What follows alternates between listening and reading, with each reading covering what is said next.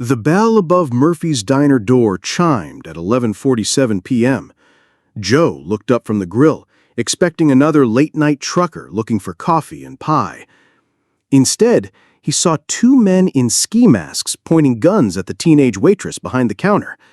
In that moment, 20 years of muscle memory kicked in, and the quiet cook who nobody ever noticed became someone none of them would ever forget. Welcome to Sacrifice Stories. Before we continue with this powerful story of hidden courage and forgotten training, tell me in the comments what city you're watching from today. And if you believe stories of sacrifice and service deserve to be heard, hit that subscribe button to support the channel. These stories matter. Murphy's Diner had been Joe Martinez's sanctuary for 3 years, 4 months, and 16 days. Not that he was counting the time, since he'd traded his combat boots for kitchen clogs, his rifle for a spatula, his barracks for a cramped studio apartment above the hardware store on Main Street. The diner sat on Highway 82, a forgotten stretch of asphalt connecting small towns that most people only saw from their car windows.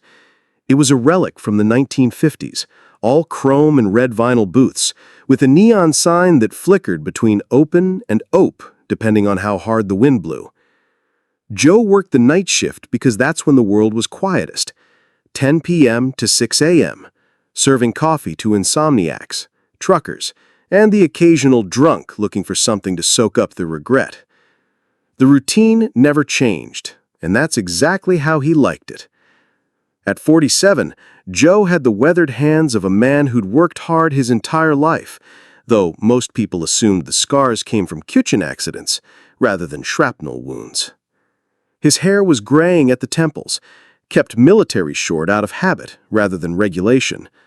He moved with an economy of motion that spoke of discipline, though his coworkers attributed it to efficiency born from years of restaurant work.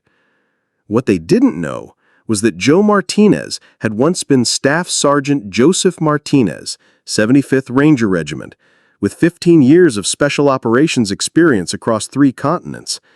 They didn't know about the missions that had no names, the ops that were never written down, or the skills that had been drilled into him until they became as natural as breathing. They didn't know because Joe had never told them. After his discharge, he'd tried to blend into civilian life, to find peace in the mundane rhythms of ordinary work. The diner was perfect. Quiet, predictable, safe. A place where the most dangerous thing that happened was an occasional argument over the baseball game on the ancient TV mounted in the corner. That Tuesday night started like any other. Joe had served coffee to Earl, the long-haul trucker who stopped by every week on his run to Dallas. He'd made a grilled cheese for Mrs. Patterson, the elderly woman who couldn't sleep and came in for chamomile tea and quiet conversation. And Emma, the 19-year-old waitress, had studied for her community college exams between customers. Emma was why Joe had stayed at Murphy's longer than anywhere else. She reminded him of his younger sister, earnest, hardworking, full of dreams about getting out of their small town and making something of herself. She was saving money for nursing school, picking up extra shifts, doing everything right. She deserved better than to be working the midnight shift at a roadside diner, but she never complained. Joe had appointed himself her unofficial guardian, though she didn't know it. He watched the parking lot when she took smoke breaks. He walked her to her car after closing. He'd even had a quiet word with a customer who'd gotten too friendly after a few too many beers. Nothing dramatic, just a calm conversation that ended with the man apologizing and leaving a larger tip than usual. At 11:45 p.m., Emma was wiping down tables while Joe cleaned the grill. The radio played soft country music, and the coffee pot gurgled in the quiet. Outside, the parking lot was empty except for Emma's beat-up Honda and Joe's 15-year-old pickup truck. That's when the bell chimed. 2 men entered Murphy's Diner at 11:47 p.m. They wore dark clothes, ski masks, and moved with the jerky confidence of amateurs trying to look professional. The first one was tall and skinny, holding a cheap pistol that shook in his grip. The second was shorter, stockier, with a sawed-off shotgun that looked older than Emma. "Nobody move!" the tall one shouted, his voice cracking slightly. "This is a robbery!" Emma dropped her cleaning rag and stepped back against the counter, her eyes wide with shock. Joe set down his spatula slowly, his body language calm, but his mind instantly shifting into a different mode, one that he hadn't accessed in 3 years, but felt as familiar as his own heartbeat. The short one pointed his shotgun at Emma. "You, get behind the register and open it up, now!" Emma, hands shaking, moved behind the counter. Okay, just don't hurt anyone, please." Joe remained motionless by the grill, his eyes taking in details, the way the tall one held his gun. Amateur grip, finger on the trigger, dangerous but inexperienced. The nervous energy radiating from both men, high on something, probably meth. The fact that they hadn't secured the kitchen area, tactical error. And most importantly, the angle of approach that would let him reach the tall one before he could turn his weapon. But he didn't move. Not yet. Because the last thing Joe wanted was to be that person again, the one who solved problems with violence, who turned situations lethal. He'd come to Murphy's to leave that man behind. "Easy there, partner," Joe said quietly, his voice carrying a different quality now. Calm, controlled, but with an undertone that made both men look at him with sudden uncertainty. The tall one swung his pistol toward Joe. "Shut up, old man. Get on the ground." Joe didn't move. "You got what you came for. The register's opening. Take the money and go. Nobody needs to get hurt." "I said get on the ground!" "I heard you," Joe said. "But see, that's not going to happen." For a moment, the diner was perfectly still. Emma had stopped fumbling with the register. The two robbers stood frozen, trying to process the quiet confidence in the cook's voice. Outside, a truck rumbled past on the highway, its lights briefly illuminating the parking lot before disappearing into the darkness. Then the short one made a mistake. He pressed the shotgun harder against Emma's shoulder, hard enough to make her cry out in pain. "Last warning, kitchen boy. On the ground or she gets it." Joe's expression didn't change, but everything else did. 20 years of training doesn't disappear just because you put on an apron and start flipping burgers. It settles into your bones, becomes part of your DNA, waits patiently for the moment when you need it most. Joe moved. The motion was fluid, economical, and devastatingly effective. 3 steps covered the distance between the grill and the tall robber. Joe's left hand clamped down on the man's wrist, controlling the gun, while his right elbow drove into the man's solar plexus with surgical precision. The robber doubled over, gasping, and the pistol clattered to the floor. The entire sequence took less than 2 seconds. The short robber spun toward the commotion, pulling his shotgun away from Emma. "What the—" Joe was already moving. He grabbed the coffee pot from its warmer, still hot from the evening service, and hurled it at his face. The robber flinched, raising his hands instinctively, and Joe closed the distance. A quick strike to the wrist made the shotgun drop.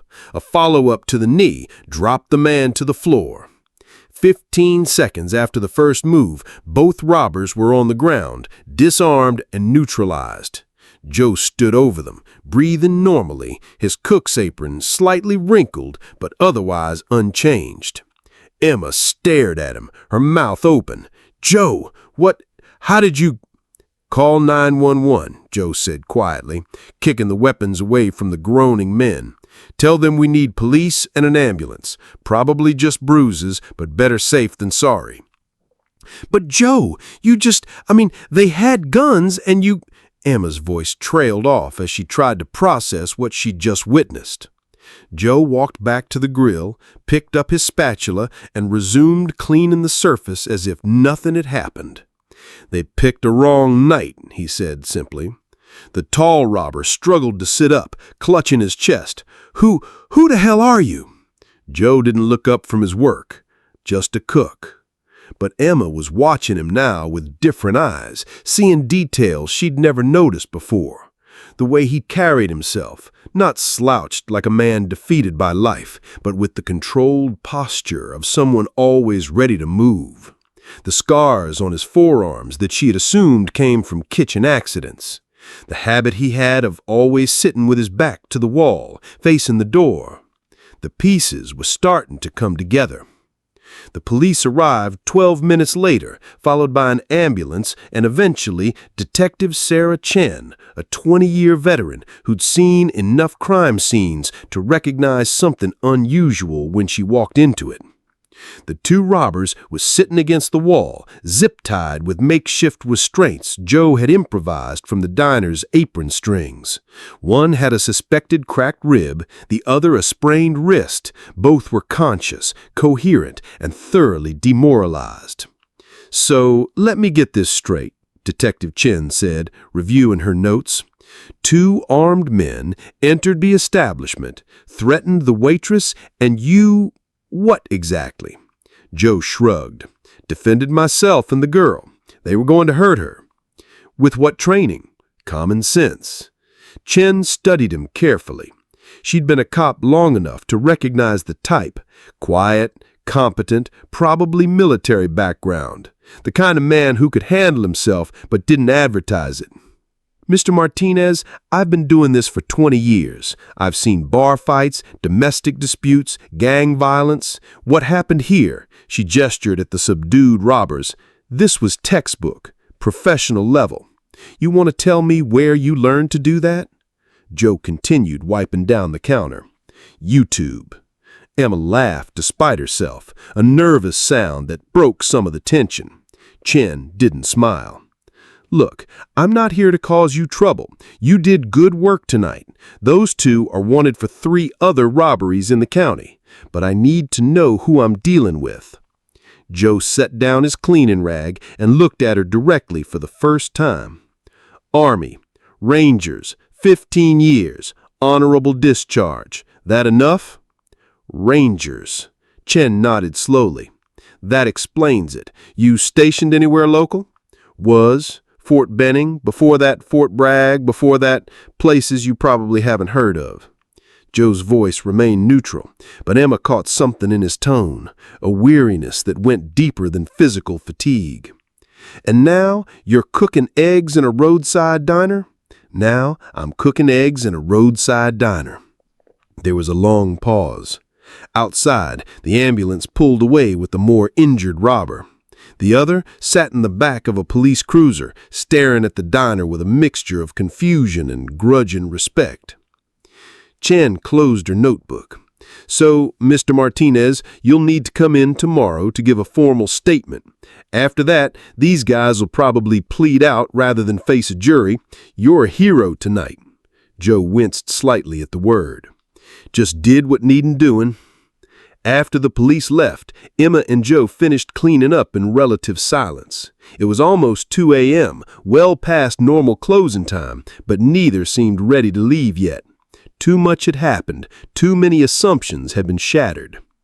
Finally, Emma spoke. "Joe?" "Yeah?" Why didn't you ever tell me? About being a soldier, I mean." Joe hung up his apron and reached for his jacket. "Because that's not who I am anymore." "But tonight." "Tonight was different. Tonight, someone was going to hurt you." He paused in the doorway. "Besides, it doesn't change anything. I'm still just a cook." Emma watched him walk to his truck, noting the way he scanned the parking lot before getting in, the way he waited until she was safely in her car before starting his engine. Just a cook, maybe, but not just anything. Word traveled fast in a small town. By the next evening, everyone who came into Murphy's Diner had heard some version of what happened. The details grew with each telling. Joe had fought off 5 men, or 10, or an entire gang. He'd been Special Forces, or Navy SEALs, or CIA. He saved Emma's life, or the entire town, or possibly the world.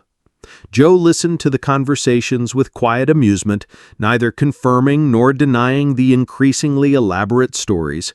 He just did his job, cooked eggs, poured coffee, and tried to pretend that nothing had changed. But everything had changed. Emma treated him differently now, with a mixture of respect and curiosity that made him uncomfortable. The other waitresses asked him questions about the military that he deflected with practiced ease.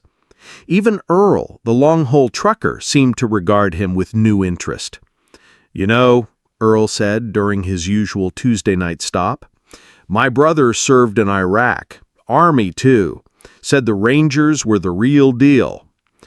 Joe slid a cup of coffee across the counter. "Sugar's on the table if you need it. He told me about some of the stuff they did over there. Crazy stories. You ever been deployed?" Joe turned back to the grill without answering. Earl got the message and changed the subject to the weather. It was like that all week. People looking at him differently, talking about him when they thought he couldn't hear, treating him like some kind of local celebrity. All Joe wanted was to go back to being invisible, to return to the peaceful anonymity he'd worked so hard to achieve. But there was one change he couldn't ignore. Emma felt safer now. She walked with more confidence, smiled more easily, and stopped looking over her shoulder every time someone new walked in. For that alone, Joe decided the disruption to his quiet life was worth it. On Friday night, exactly a week after the incident, Emma approached Joe during a quiet moment between customers. She had been building up the courage all week, and now seemed like the right time. "Can I ask you something?" she said, perching on the edge of a stool at the counter. Joe continued scraping the grill. "Shoot." "Why did you leave? The Army, I mean. If you were good enough to be a ranger, why come here and flip burgers?" It was the question Joe had been dreading, the one he'd hoped no one would be perceptive enough to ask. He set down his spatula and leaned against the counter, considering how much truth he was willing to share. "You ever see something that changes how you look at the world?" he asked finally. Emma nodded. "Tuesday night, for starters." "Well, imagine seeing that kind of thing for 15 years. Different faces, different places, but the same basic story. People hurting other people for reasons that don't make much sense when you really think about them." He picked up a clean glass and began polishing it, a nervous habit he'd developed since working at the diner. "I was good at what I did, maybe too good. And after a while, I started to wonder if I was part of the solution or part of the problem.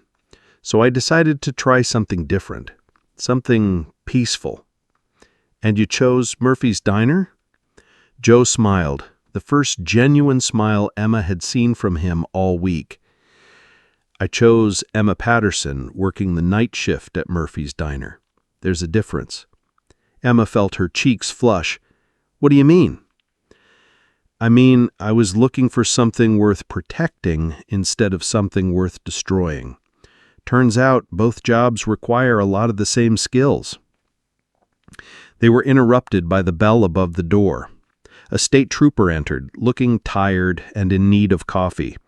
Joe poured him a cup without being asked and slid it across the counter with practiced efficiency. "Thanks," he said, taking a grateful sip. "You're the guy who stopped those robbers last week, aren't you?" Joe shrugged. Right place, right time. "Well, I wanted to shake your hand. Those two idiots have been hitting diners and gas stations all over the state. You probably saved some lives." After the trooper left, Emma turned back to Joe. "So what now? Do you stay here or do you go back to being a soldier?" Joe looked around the diner, at the worn vinyl booths, the flickering neon sign, the coffee pot that had seen better days. It wasn't much, but it was home. "I think I'll stick around. After all, somebody's got to make sure you get to nursing school safely." Life at Murphy's Diner settled into a new rhythm over the following weeks. Joe was still the quiet cook who showed up early and left late, but now people knew there was more to the story. The knowledge created a subtle shift in the atmosphere. Customers were more polite, Trouble seemed to avoid the place entirely, and Emma walked with the confidence of someone who knew she was protected. Mrs. Patterson, the elderly insomniac, started staying longer for her chamomile tea, drawn to the sense of safety that seemed to emanate from the kitchen. Earl, the trucker, began timing his stops to coincide with Joe's shifts, not because he wanted to pry, but because he felt more comfortable knowing a fellow veteran was watching over the place. Even the local teenagers who used to hang around the parking lot, causing minor mischief, found other places to congregate. Word had spread that Murphy's Diner was under the protection of someone you didn't want to mess with. Joe noticed all of this, but said nothing. He just did his job, cooked his food, and maintained the quiet professionalism that had served him well in both careers. The only real difference was that now, when he scanned the parking lot or noted the exits, people understood why. One evening, as Emma was getting ready to leave for the night, she paused at the kitchen window where Joe was finishing his prep for the morning shift. "You know," she said, "I've been thinking about what you said, about looking for something worth protecting instead of for something worth destroying." Joe looked up from his cutting board. "Yeah? I think maybe that's what heroes really are. Not people who fight because they have to, but people who fight because they choose to protect something precious." Joe considered this for a moment, then nodded slowly. "Maybe you're right. Maybe that's the only fight worth having." Emma smiled and headed for the door, but stopped when Joe called her name. "Emma." "Yeah?" "Drive safe, and call when you get home." "I always do." "I know. Just keep doing it, okay?" She understood. In his own quiet way, Joe was telling her that she mattered, that her safety was worth staying vigilant for, that even though the immediate danger had passed, he would continue to watch over her. As Emma's taillights disappeared into the darkness, Joe returned to his prep work. Outside, Highway 82 stretched into the night, carrying truckers and insomniacs and all the other lost souls that found their way to Murphy's Diner in the small hours of the morning. Tomorrow would bring new customers, new conversations, and new opportunities to be the kind of person Joe had decided to become. Not a warrior looking for a fight, but a guardian watching over something worth protecting. The bell above the door would chime, the coffee would brew, and life would continue in all its messy, complicated, beautiful ordinariness. And Joe Martinez, former staff sergeant of the 75th Ranger Regiment, would be there to make sure it all happened safely. Because some men never really retire from service. They just find new ways to serve. In the quiet hours before dawn, when the world is still and the only sounds are the hum of the coffee maker and the distant rumble of trucks on the highway, Joe Martinez continues his watch. Not with a rifle this time, but with a spatula. Not for his country, but for his community. Not because he was ordered to, but because he chose to. And maybe that's what real sacrifice looks like. Not the dramatic moments that make headlines, but the quiet decision to stay, to protect, to serve, even when no one's watching and no one's keeping score. Some stories don't end with medals or parades. They end with a cook checking the locks one more time, making sure the coffee is ready for the morning shift, and knowing that tomorrow he'll be back to do it all again. Because that's what heroes do. They show up day after day, and they make the world a little safer for the people they've chosen to love. Have you ever met someone like Joe Martinez? Someone who left their old life behind to protect something precious? Someone who found their mission not in war, but in peace? Tell us their story in the comments below. And remember, sometimes the most powerful weapon a person can carry is the decision to use their strength to protect instead of destroy. Thank you for watching Sacrifice Stories. If this story moved you, subscribe to honor more quiet heroes who never asked for recognition but deserved it anyway. We'll see you in the next one. Until then, remember, the most important battles aren't always fought on battlefields. Sometimes they're fought in diners at midnight by people who just want the coffee hot and the lights on for whoever needs them. Stay safe out there.